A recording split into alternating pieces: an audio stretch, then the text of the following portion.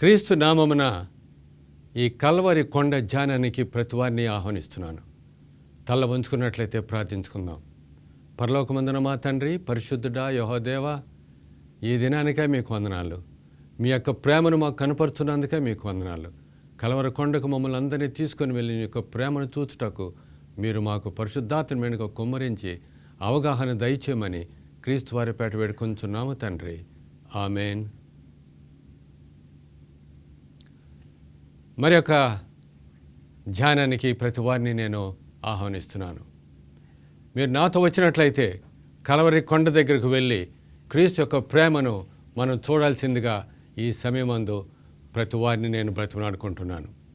Calvary కొండ అన్నటువంటిది చాలా ప్రాముఖ్యమైనటువంటిది. చరిత్రలో కల్వరి కొండ అన్నటువంటిది ఆకస్మికంగా సంభవించినటువంటి కాదు. ఇది దేవుని అనాది కాలము సంకల్పమని మనం నేర్చుకుంటున్నాం. కల్వరి కొండ ప్రపంచానికి కేంద్రీకృతమైనటువంటి స్థలం ఇది. ఇంకా మనం చెప్పుకోవాల్సి వస్తున్నట్లయితే క్రైస్తవులకు ఇది ఒక పుణ్యక్షేత్రము అని మనం చెప్పుకోవచ్చు. ప్రియమైనటువంటి ప్రియులరా, కల్వరి కొండ లేక కల్వరి సిలువ, ఇది రోమీలకు ఈ మాట విన్నప్పుడు వారికి చాలా అసహ్యం కలిగిస్తూ ఉన్నది. ఎందుకంటే ఇవి వారికి రక్తము, క్రోధము, తర్వాత అవమానము, ముళ్ళ కిరీటము, ఇవన్నీ కూడా వాళ్ళకి గుర్తుకొస్తున్నటువంటి స్థలం ఇది. అందుచేత రోమీలకు ఇది చాలా హాస్యకరమైనటువంటి స్థలం. కానీ పాపికి పుణ్యక్షేత్రము, చాలా విలువైనటువంటిది, చాలా ప్రాముఖ్యమైనటువంటిదిగా ఎంచుకుంటున్నాం.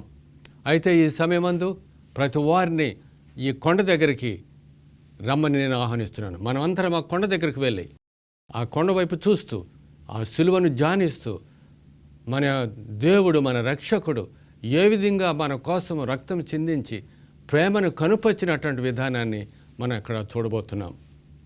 మరి ఒక విషయం ఏమిటంటే కల్వరి, ఈ రెండు నిత్యంతత్వములు ఇక్కడ కలుసుకున్నటువంటిగా మనం చూస్తున్నాము. ఇది చాలా ప్రాముఖ్యమైనటువంటి స్థలము. ఆది నుంచి కూడాను ప్రతిదీ కల్వరికే చూపిస్తుంది. ప్రతి సంఘటన, ప్రతి విషయము కల్వరినే చూపిస్తూ ఉన్నది. దినములు గడిచే కొలది అంతకాలం వరకు, చివరి కాలం వరకు కూడాను సిలువ మన ముందు చూపిస్తూనే పెట్టబడుతూ ఉన్నది. కల్వరి అనే స్థలము పాపము, దేవుని ఉగ్రతను ఎదురిస్తూ చూపించున్నటువంటి స్థలముగా ఇక్కడ చెప్పబడుతుంది. ఈ ఆకాశ గగనానికి కల్వరి అనేటువంటిది ఒక మెరుపు దండలాగా కనపడుతూ ఉన్నది. దీని కింద పుర్రి ఆకారం కలిగినటువంటి కొండ ఉండి ఉన్నది. ఈ కొండ మీద యేసు ప్రభును సిలువేసినటువంటి స్థలముగా ఎంచబడి ఉన్నది. ఈ పుర్రె తలపైన ఆ సిలువ, ఇదంతా మనం చూపించినప్పుడు చీకటి కమ్మిన మేఘాలు, భయముతో కూడినటువంటి స్థలముగా ఇక్కడ ఎంచబడింది. కారు మబ్బులతో నిండినటువంటి స్థలముగా ఉండి ఉన్నది. ఉరుములు గర్జిస్తూ వచ్చుస్తున్నవి. పరలోకం నుంచి దేవుని ఉగ్రత అగ్ని వలె అక్కడ పడుతున్నట్టుగా కూడా కనపడుతూ ఉన్నటువంటి స్థలము.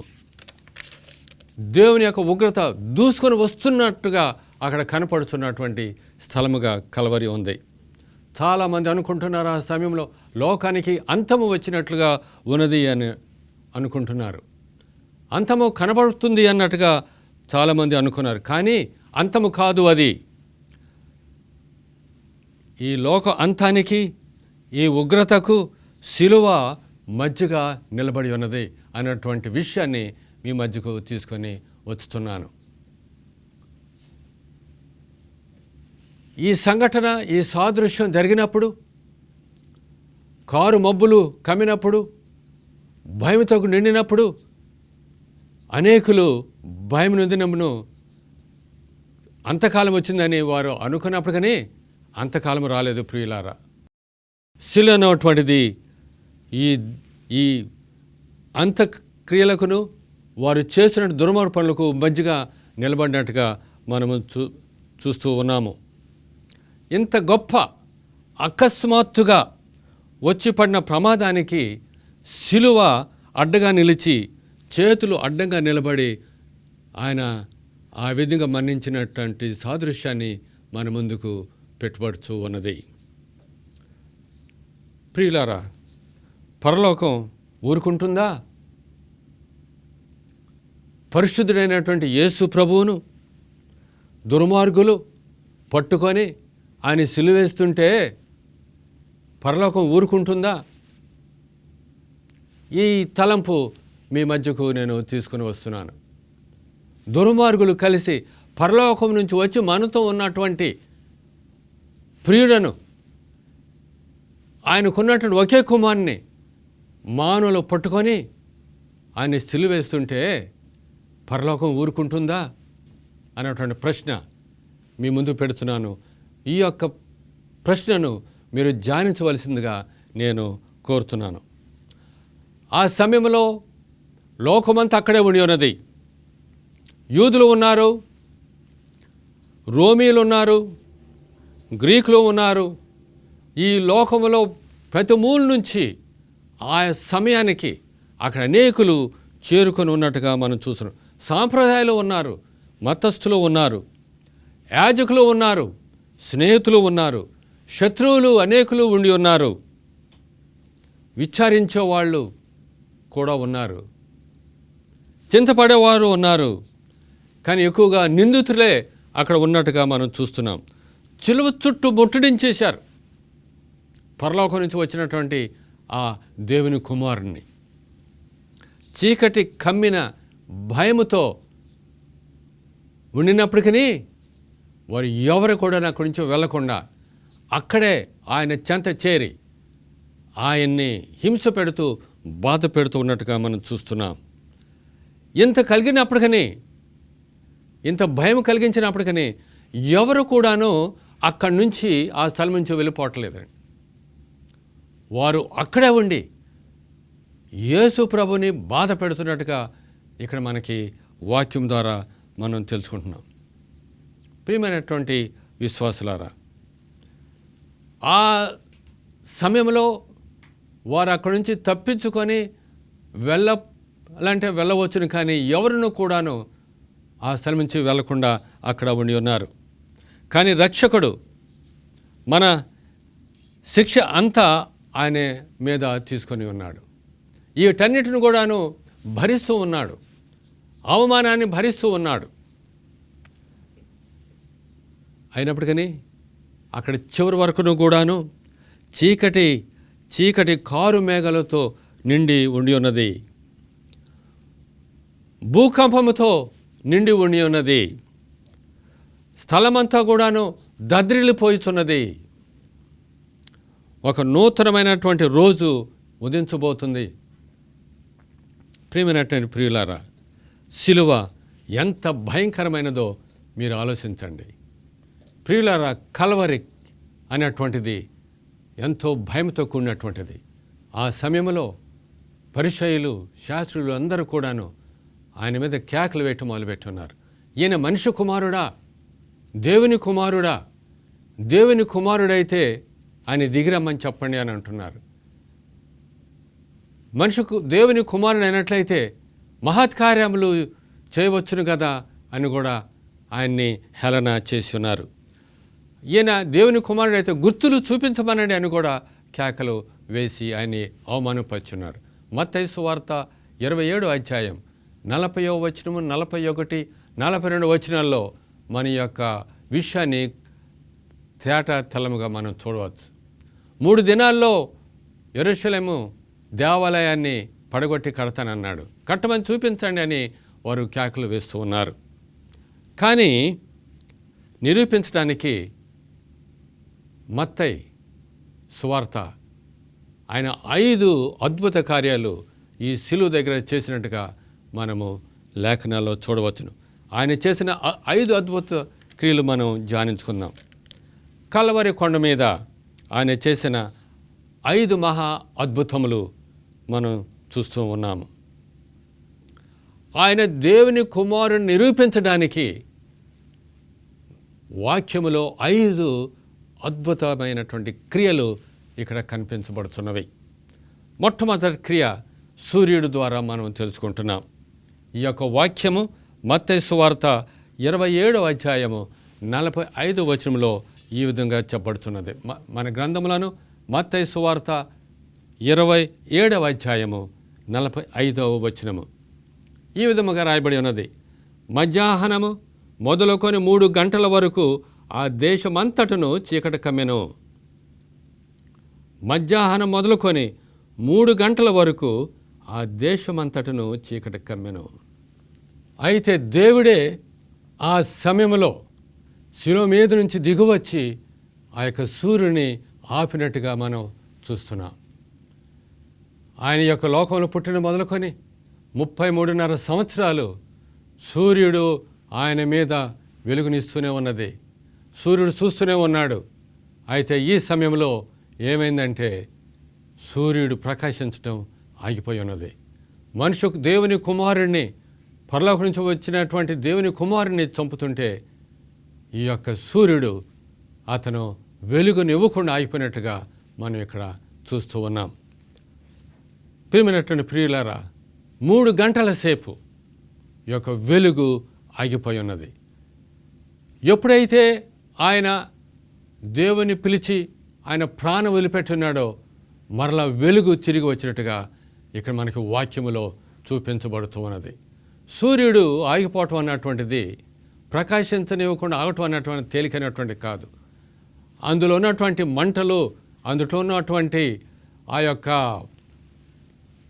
వెలాసిటీ ఎంత గొప్పదంటే అది ప్రకాశించడం ఆగిపోవటం అన్నటువంటిది ఇది మహా అద్భుతమని మనం ఈ సమయంలో చెప్పుకోవాల్సింది. ప్రియమైనటువంటి విశ్వాసులారా, యేసు ప్రభు పుట్టినప్పుడు ఆకాశంలో తార వెలిసింది. యేసు ప్రభు మరణించినటువంటి సమయంలో సూర్యుడు వెలుగునివ్వటము ఆగిపోయి ఉన్నాడు. ఈ యొక్క తలంపును మీ మధ్య నేను పెడుతున్నాను. యేసు ప్రభు లోకంలో పుట్టినప్పుడు తార వెలిసింది. ఆకాశం నుంచి స్తుతులు, స్తోత్రములు, స్తుతి గీతములు వినపడి ఉన్నవి. అయితే మన ప్రభువు, మన రక్షకుడు సిలువమాను మీద వేలాడుతున్నప్పుడు చీకటి కమ్మినది, సూర్యుడు ప్రకాశించడం ఆగిపోయినాడు. ఇది మహా గొప్ప అద్భుతమైనటువంటి దేవుడు చేసిన అద్భుతము ఎంచుకోవాల్సిందిగా నేను కోరుతూ ఉన్నాను. 25 మిలియన్లు డిగ్రీలు ఉన్నటువంటి ఈ యొక్క వేడి కలిగినటువంటి సూర్యుడిని యేసు ప్రభు కొవ్వొత్తు ఆపినట్టుగా ఆయన ఆపేసి ఉన్నాడు. 3 గంటల సేపు అక్కడ చీకటి కలిగి ఉన్నది. అయినప్పటికీ ప్రజలు అక్కడి నుంచి వెళ్ళిపోకుండా అక్కడే ఉండి ఆయన్ని దూషిస్తున్నట్టుగా ఈ సమయంలో నేను మీకు మనవి చేసుకుంటున్నాను. ప్రతి పట్టణము, ప్రతి గ్రామము, ప్రతి స్థలము, యెరూషలేం పట్టణం అంతా కూడాను అక్కడ చీకటితో కమ్మినట్టుగా చెప్పబడుతుంది. చుట్టుపక్కల ఉన్నటువంటి గ్రామాలు, బెత్లెహేము గ్రామము, యెరికో గ్రామము, బేర్షెబా అన్నటువంటి స్థలము, డాన్ అన్నటువంటి స్థలము, ఈ స్థలాలన్నిటిలోనూ, నజరేతులోను, కానాలోను, ప్రతి స్థలంలోనూ చీకటి కమ్మినట్టుగా ఇక్కడ కనబడుతూ ఉన్నది. లోకమంతా కూడాను చీకటి మహిమలో ఉన్నట్టుగా మనం చూస్తున్నాం. ఇది ఎటువంటి చీకటి అని మనం చెప్పుకోవాల్సిందంటే, ఐగుప్తు దేశంలో మోషే కాలంలో ప్రజలు అనుభవించినటువంటి చీకటి ఇక్కడ మనకి చూపిస్తూ ఉన్నది. ఐగుప్తు దేశమంతయు చీకటి కమ్మి ఉన్నది, కానీ ఒక స్థలంలో మటుకు చీకటి కమ్మలేదు.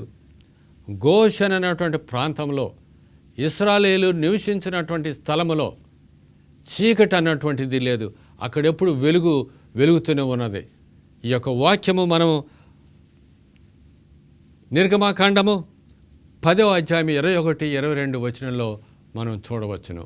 అంత చీకటి యేసు ప్రభువుని సిలువ వేసినప్పుడు ప్రజలు అనుభవించి ఉన్నటువంటి అగాధముతో కూడినటువంటి చీకటి మనం ఇక్కడ చూస్తున్నాము. ఆయన చనిపోకముందు యేసుప్రభు ఏం చేశాడంటే మరలా కాంతిని ఇచ్చి ఆయన శ్వాసను విడిచి మరణించినట్టుగా మనకి వాక్యం చెప్తూ ఉన్నది. చాలా గొప్ప అద్భుతము ఇక్కడ కూడి ఉన్నది. ప్రియమైనటువంటి ప్రియులారా, క్రీస్తు మనకి చేసినటువంటి గొప్ప మేలు, గొప్ప అద్భుతం. ఆకాశంలో సూర్యుడు ప్రకాశించడం ఆగిపోయింది. దేవుడి యొక్క అద్భుత కార్యాన్ని చేశాడు. ఈ దినంలో కానీ ఈ ప్రపంచ చరిత్రలో కానీ ఎప్పుడైనా సరే చీకటి పట్టడం ఆగిపోతుందా? ఇది గ్రహణం కాదు, సూర్యగ్రహణం చంద్రగ్రహంతో కూడినటువంటిది కాదు. సూర్యుడు ప్రకాశించటము ఆగిపోయి ఉన్నాడు. ఇది మహా గొప్ప అద్భుతం. సిలువ మోను దగ్గర అనేకులు నిలబడి అద్భుతం చెయ్యి, నీ అంత నువ్వు రక్షించుకో, నువ్వు దిగిరా అని కేకలు వేశారు. అయినప్పటికీ నేను దిగి రాకుండా ఈ యొక్క గొప్ప అద్భుత కార్యాన్ని దేవుడు మనకి చూపించున్నాడు. ప్రియమైనటువంటి ప్రియులారా, పరలోకం నుంచి దిగువచ్చిన మనుష్య కుమారుణ్ణి, దేవుని కుమారుణ్ణి సిలువ వేస్తున్నప్పుడు ఆకాశంలో ఉన్నటువంటి సూర్యచంద్రులు నక్షత్రాలు కూడాను అవి మౌనంగా లేవు. నరుడు పాపి కేకలు వేసి దూషిస్తూ ఉంటే ఆకాశం ఉన్నటువంటి జ్యోతులు, సూర్యుడు ప్రకాశించటం ఆగిపోయి ఉన్నది. మహా గొప్ప అద్భుతం ప్రియులారా. మానవ రక్షించటానికి దేవుడు చూపించినటువంటి మహా గొప్ప అద్భుతం. ఈ యొక్క మత్తయి 5 అద్భుతాలు ఆయన చూపించున్నాడు. మనం ఒక అద్భుతాన్ని మనము ఈ దినమందు మనం చూస్తున్నాము. మరికొన్ని దినాల్లో మరికొన్ని ధ్యానాల్లో మనము మరికొన్ని అద్భుతాలు మనం ధ్యానించుకుందాం. మత్తయి సువార్త 25 అధ్యాయంలో మీరు యేసు సిలువను మీరు ధ్యానించి దేని మీ యొక్క హృదయంలో పెట్టుకొని ముందుకు సాగిపోవలసిందిగా ఈ సమయమందు వాక్యం ద్వారా నేను చెప్తున్నాను. ప్రతి మానవుడు చేయవలసినటువంటి క్రియ ఏమిటంటే రోజుకి కొంత సమయం పెట్టి సిలువ గురించి ధ్యానిస్తూ ఉండాల్సిందిగా నేను ఈ సమయంలో మీకు మనం చేస్తున్నాను. ఎప్పుడైతే మనం యొక్క ధ్యానంలో ఉంటామో దేవుని యొక్క ప్రేమ మనకి ఎక్కువగా కనపడుతూ ఉన్నది. మనం ఎప్పుడు దేవుని ప్రేమలోనే మనం ముందుకు వెళ్తూ ఉంటామో సాతానికి దూరంగా ఉండటానికి ఆస్కారంగా ఉంటుంది. దేవుని ప్రేమలో మనం నడవటానికి వీలుగా ఉంటుంది. ప్రియమైనటువంటి విశ్వాసులారా, పాపులమైనటువంటి మనము పాపిని మనం ఎప్పుడు కల్వరి కొండ వైపు మన దృష్టి పెడుతూ ఉండాలి. మన గమనము మన దృష్టి కల్వరి కొండ. ఎప్పుడైతే ఇది మన హృదయాల్లో మన మనసులో ఉంటుందో సాతాను మన నుంచి దూరం అయిపోతూ ఉంటాడు. మన యొక్క ప్రయాణము కల్వరి కొండ వైపే అయినప్పటికీ చివరికి మన యొక్క ప్రయాణము పరలోకానికి నడిపిస్తూ ఉంటుంది. ప్రతి క్రైస్తవుడు ప్రతి పాపికి సిలువ అన్నటువంటిది చాలా ప్రాముఖ్యమైన, ప్రతి గృహములోను ప్రతి హృదయాల్లోనూ ప్రతి దేవాలయం మీద ఈ యొక్క సిలువ గుర్తు ఉంచటం అన్నటువంటిది చాలా ఆహ్లాదకరమైనటువంటి విషయము. సిలువ చాలా ప్రాముఖ్యం. ప్రతి పాపికి సిలువ లేనట్లయితే మనకి క్రీస్తు లేడు, వాక్యం లేదు, సువార్త లేదు. సిలువ అన్నటువంటిది చాలా ప్రాముఖ్యమైనటువంటి విషయము గుర్తించవలసిందిగా నేను ఈ మధ్య పెడుతూ ఉన్నాను. మరి ఒక అద్భుతము ఇక్కడ ధ్యానించకముందు మన యొక్క గ్రంథములను మత్తయి సువార్త 27 అధ్యాయానికి తెప్పవలసిందిగా నేను కోరుతూ ఉన్నాను. ఈ యొక్క అధ్యాయంలో ప్రాముఖ్యమైనటువంటి విషయాలు చెప్పబడుతూ ఉన్నవి. శాస్త్రులు పరిసయ్యులు ఏ విధంగానే హింసించున్నారో ఇక్కడ వాక్యము తేటతెల్లముగా చెప్తున్నది. కల్వరి అన్నటువంటి ప్రతి పాపికి చాలా ప్రాముఖ్యమైనటువంటిది. ఇది సిలువ అన్నటువంటిది హేకరమైనటువంటిది కాదు. ప్రపంచానికి ప్రతి మానవునికి ప్రతి పాపికి చాలా ప్రాముఖ్యమైనటువంటి వాక్యము, చాలా ప్రాముఖ్యమైనటువంటి విలువైనటువంటి ఈ సిలువ ఎంచుకోవాల్సిందిగా ఈ సమయమందు నేను మీకు మనవి చేసుకుంటున్నాను. ప్రియులారా, ప్రియ విశ్వాసి, నీ యొక్క తలంపులు ఎటువైపు ఉన్నవి? నీ ధ్యానం ఎటువైపు ఉన్నది? నీ ధ్యానము ఎల్లప్పుడూ క్రీస్తు వైపు సిలువ మీద ఉంటుందా?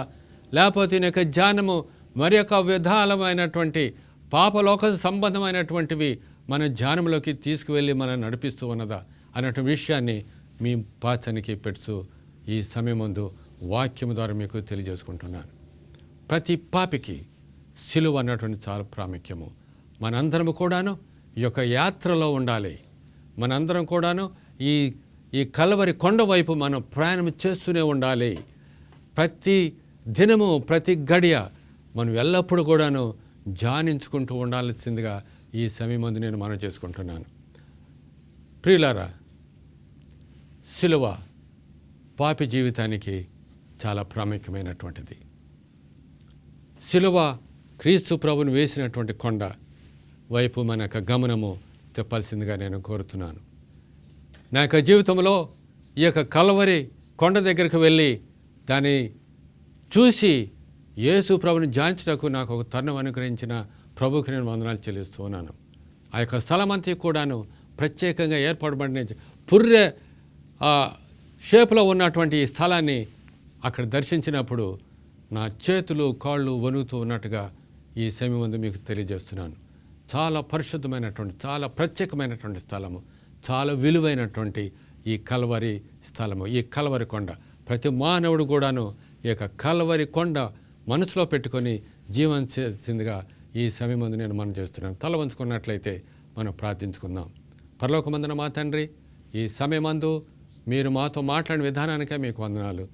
మా యొక్క జీవితానికి మీరు ఏర్పాటు చేసినటువంటి ఈ యొక్క కల్వరి కొండ మీ చూపించినందుకే మీకు వెళ్ళిన స్తోత్రం చెల్లించున్నాం. మా యొక్క పాపమును క్షమించి మమ్మల్ని శుద్ధీకరించి మమ్మల్ని అందరినీ పరలోక రాజ్యంలో చేర్చుకున్నామని క్రీస్తు వారి పేట వేడుకొంచున్నాము తండ్రి.